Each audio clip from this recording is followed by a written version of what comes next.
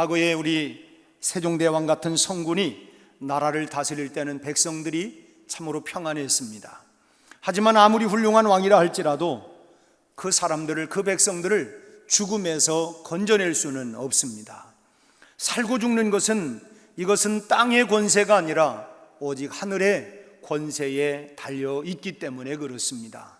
그래서 왕이 가지고 있는 권세를 가지고 있어서는 이 땅에 속한 그것은 권세이기 때문에 왕들도 죽음에서 자기 자신을 건져낼 수가 없는 것입니다.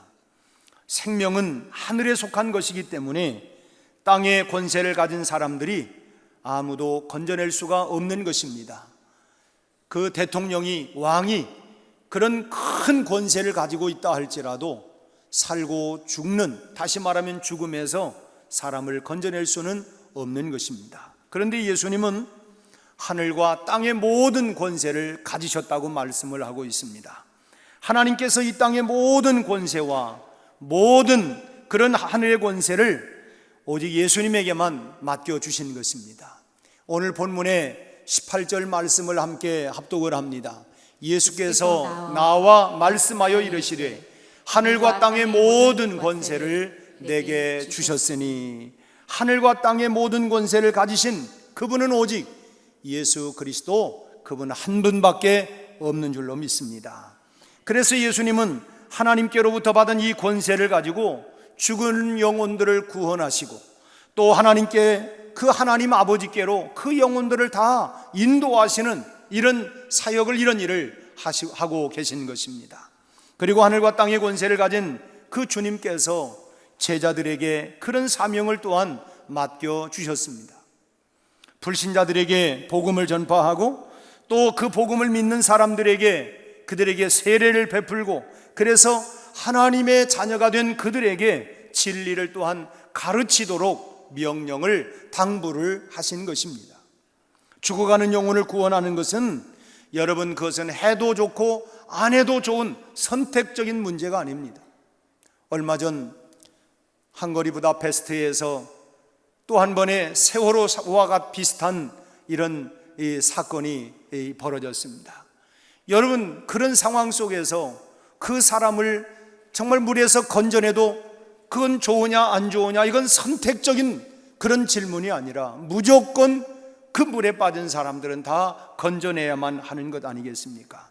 하늘과 땅의 권세를 가진 예수님의 명령이기 때문에 예수님의 제자라고 하면 누구나가 다 해야만 하는 일이 바로 영혼을 구원하는 일이다 하는 것입니다.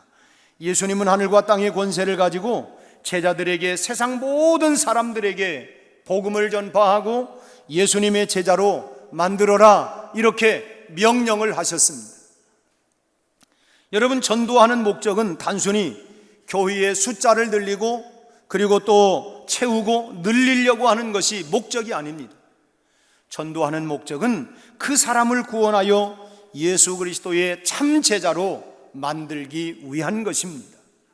여러분, 성도 수가 많다고 좋은 것만은 꼭 아니에요. 자식을 많이 낳았는데 만약에 그 많은 자식들 가운데 사람 노릇을 제대로 하지 못한다고 하면 그건 결코 자랑거리가 아닙니다. 우리말에 사람이면 사람이냐, 사람이라야 사람이지, 결국은 사람 노릇을 해야 참 사람이다 하는 이야기 아니겠습니까? 교회가 한 영혼 한 영혼을 바르게 가르치고 인도하지 못하면 숫자가 아무리 많다 할지라도 그것은 큰 의미가 없다고 하는 것입니다.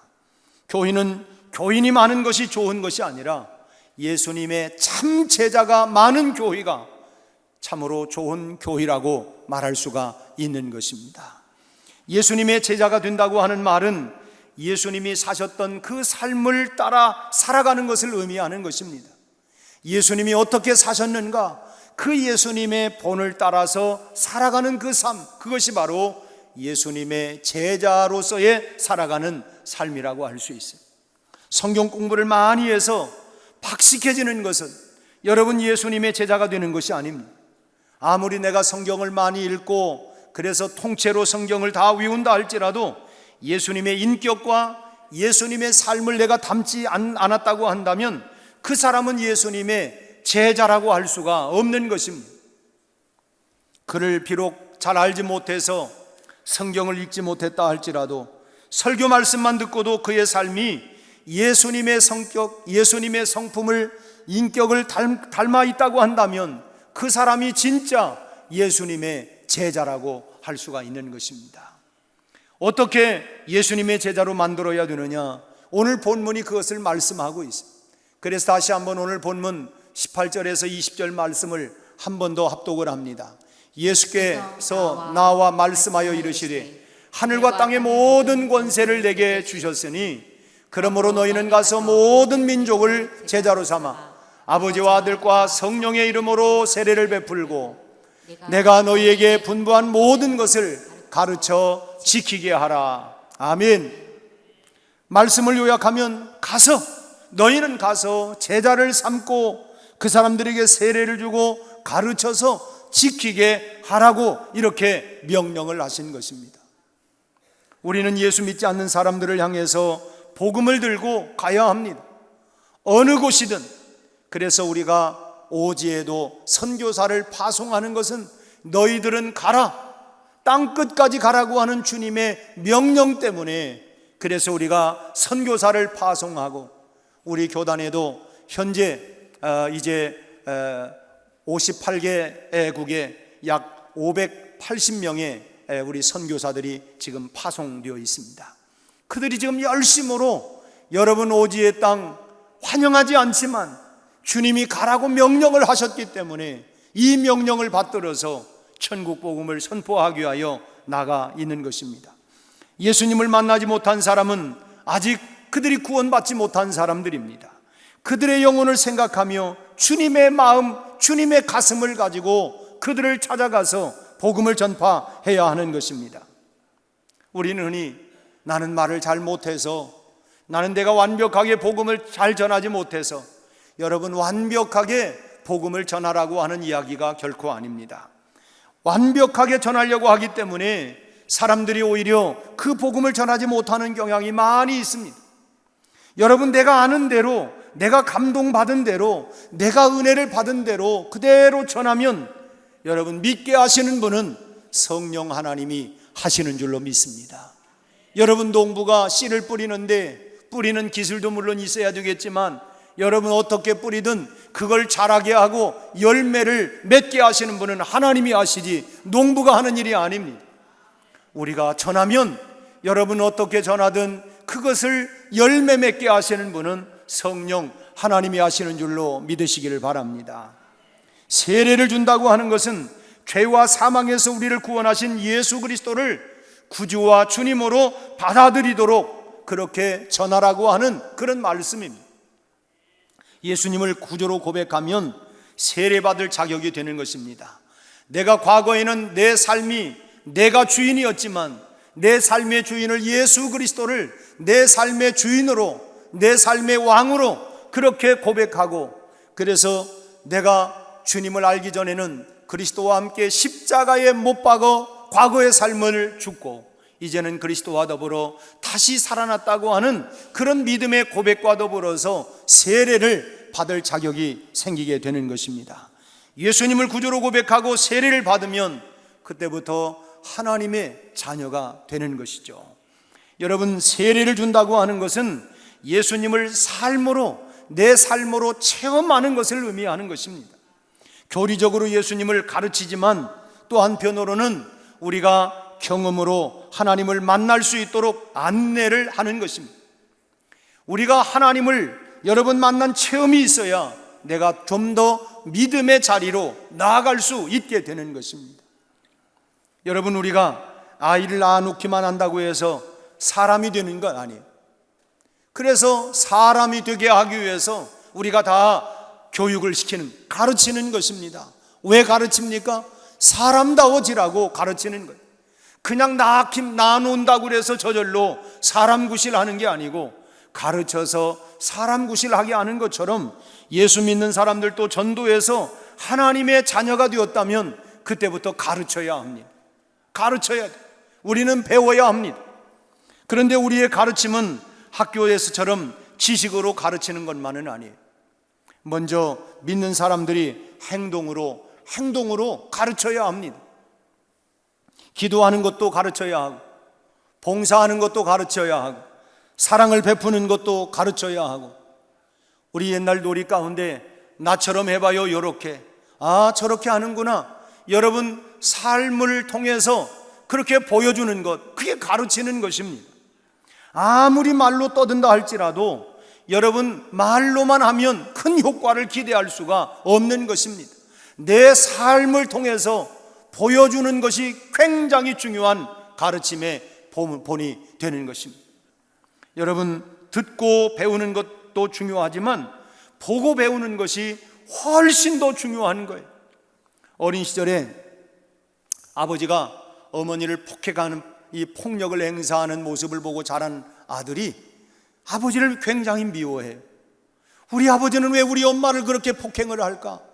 그걸 굉장히 싫어하고 미워하고 결심을 하지만 아이러니컬하게도 그 아들이 어른이 되면 이상하게 폭력적인 경향이 훨씬 더 많다고 하는, 여러분 심리학적으로도 보면 그래서 오히려 그 아버지가 술주정뱅이여가지고 그렇게 싫어했는데 나중에 보니까 또 그 아들이 그 모습을 닮아가는 이런 경향들이 훨씬 많다는 거예요. 여러분, 말로 가르치는 교육보다도 삶을 통하여 보여주는 교육이 훨씬 더, 보고 배우는 교육이 훨씬 더 강력하다고 하는 것입니다.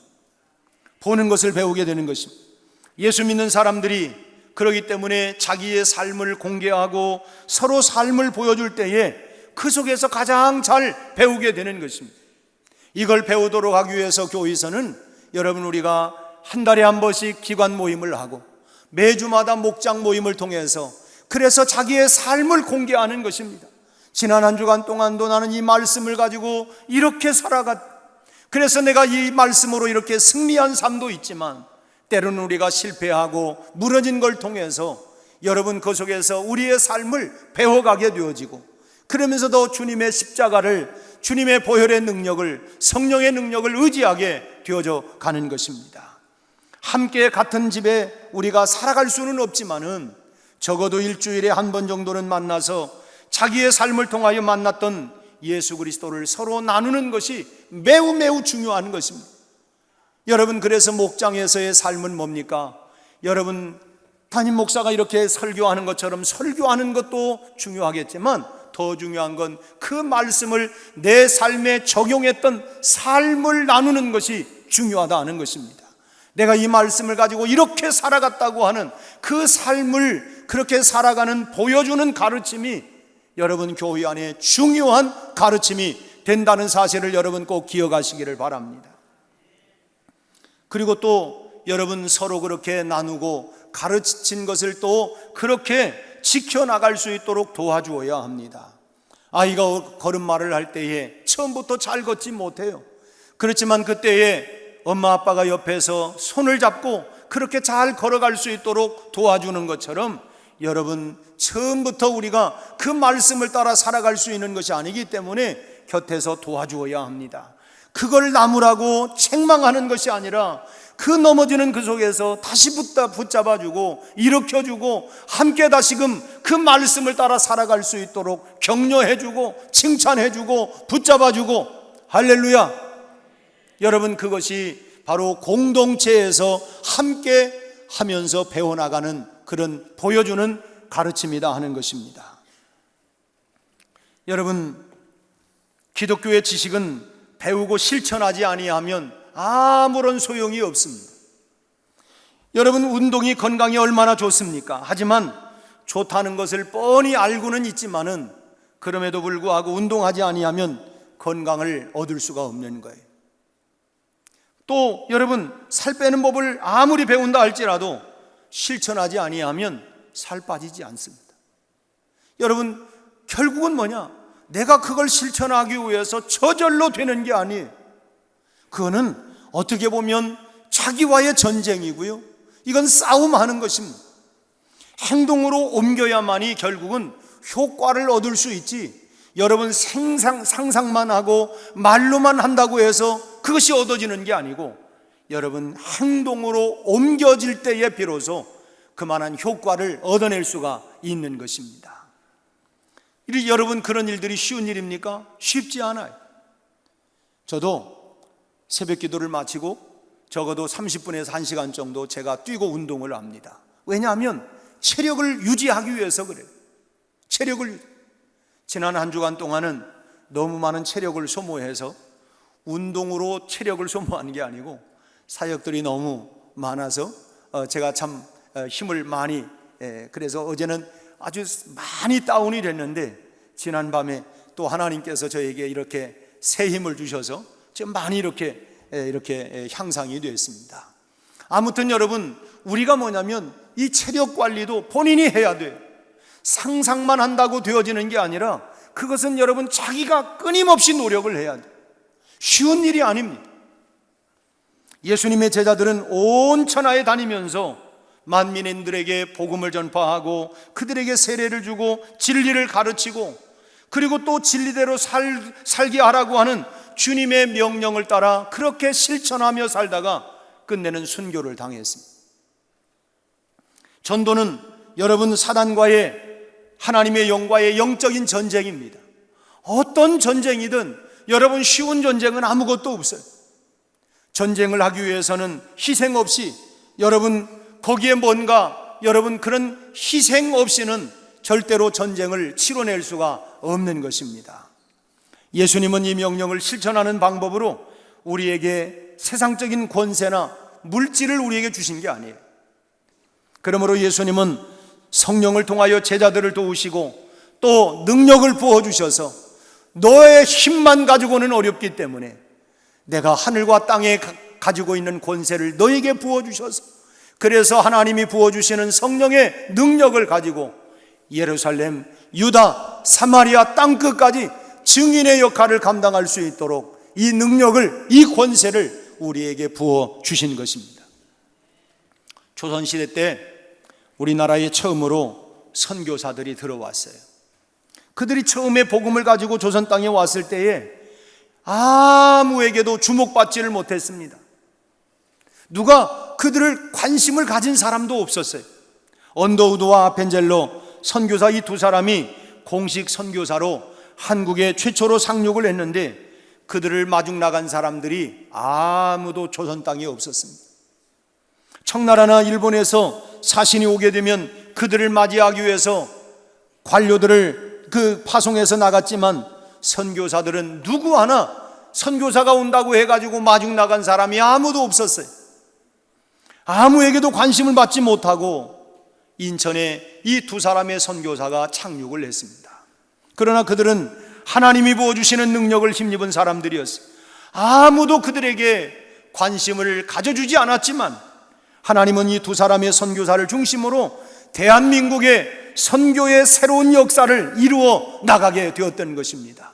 가난과 무지와 우상 숭배로 가득했던 이 땅에 드디어 복음의 꽃을 피워가면서 여러분 개화의 문이 일어나게 되어지고 여러분 이 사회가 얼마나 변화가 일어나게 되었습니다.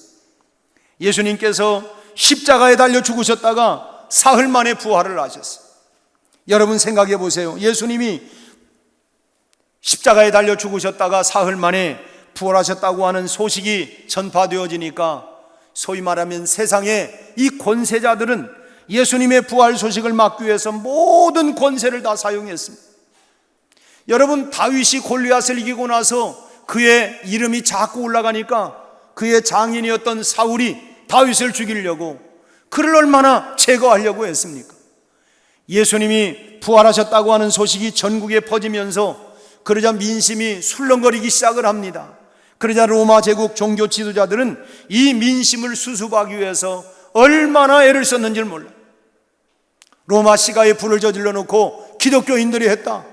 여러분 이 복음을 저해하고 가로막기 위해서 역사적으로 얼마나 이 권력을 잡은 사람들이 흠집을 냈는지 알 수가 없어요.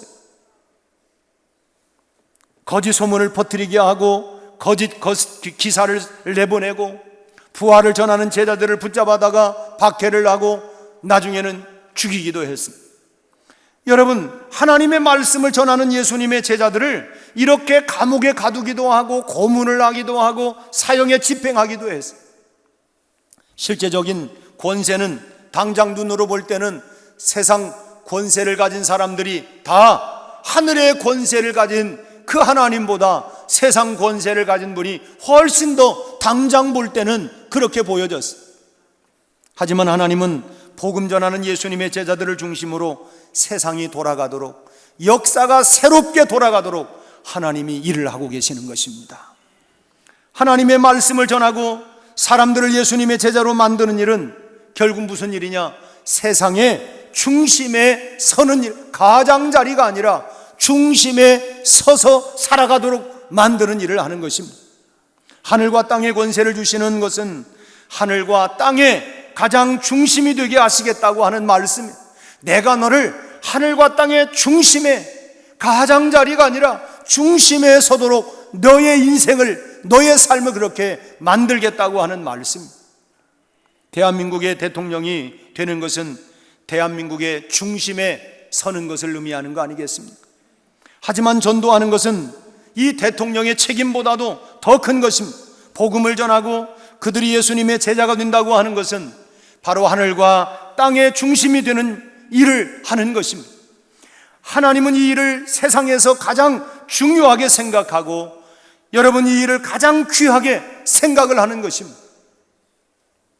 사람들에게 복음을 전하시고 그들을 예수님의 제자로 만드는 것은 여러분 가장 중요한 일을 우리가 하고 있는 것입니다. 이 일은 생명을 나누어 주는 일이고 여러분 이것은 하나님의 나라를 세워가는 일이기 때문에 여러분 이 일은 중요한 일이라고 하는 것입니다. 그러므로 우리는 우리의 삶의 목적이 전도가 되어져야 할 줄로 믿습니다. 무슨 일을 하든지 그 일의 중심은 뭐냐? 하나님의 말씀을 전하고 사람들을 주님의 제자로 만드는 일에 우리는 초점을 맞추어야 합니다. 바울이 고백한 것처럼 먹든지 마시든지 내가 무엇을 하든지 하나님의 영광을 위하여, 그 영광이 뭡니까? 한 생명 한 영혼을 그리스도 앞으로 인도하여 그 영혼을 구원받게 하여 그 사람이 역사의 주인공으로 만들어가는, 전도하는 이 일이 여러분 하나님의 이름과 영광을 드러나고 선포하는 그런 일인 줄로 믿으시기를 바랍니다. 이 사명을 우리가 능히 해낼 수 있도록 하늘과 땅의 권세를 가지신 우리 예수님께서 세상 끝나는 날까지 나와 여러분과 함께 하겠다, 함께 계시겠다고 약속해 주시면서 내가 가서 너희에게 보혜사 성령을 보내겠다, 드디어 성령님이 우리 안에 내주하고 계신 줄로 믿으시기를 바랍니다. 여러분 이제 오늘 본문의 마지막 20절 말씀을 같이 한번 읽겠습니다. 내가 너희에게 분부한 모든 것을 가르쳐 지키게 하라.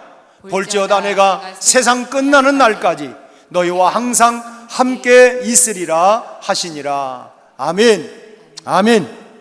주님이 우리와 세상 끝나는 날까지 항상 함께 하시기 때문에 주님의 능력이 오늘 또 우리와 동행하여 주시고 또 우리는 능히 이 사명을 감당할 수 있도록 그 능력을 우리에게 부어주시고 있다는 사실을 믿으시기를 바랍니다.